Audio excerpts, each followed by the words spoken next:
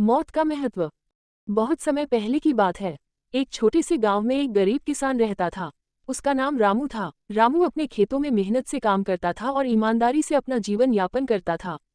उसकी एक छोटी सी झोपड़ी थी जहां वो अपनी पत्नी और बच्चों के साथ रहता था। एक दिन रामू की झोपड़ी के पास एक साधु आया।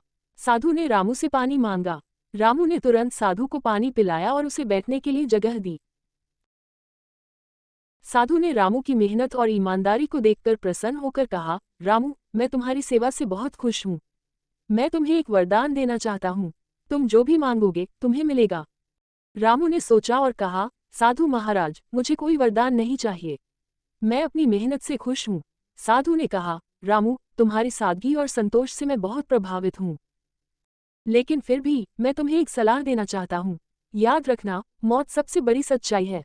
इसे समझना और स्वीकार करना ही जीवन की सबसे बड़ी समझ है। रामू ने साधु की बात ध्यान से सुनी और धन्यवाद दिया। समय बीतता गया। एक दिन रामू बीमार पड़ गया और उसकी हालत गंभीर हो गई। उसके परिवार वाले बहुत चिंतित थे। रामू ने अपने परिवार को पास बुलाया और कहा, डरो मत। मौत जीवन का हिस्सा है। साधु महाराज ने सही कहा था, मौत सबसे बड़ी सच्चाई है। इसे स्वीकार करना ही हमें शांति और मुक्ति दिलाता है।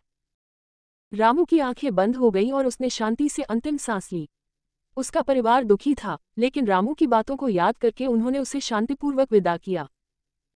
रामू की कहानी ने गांव के सभी लोगों को मौत का महत्व समझाया।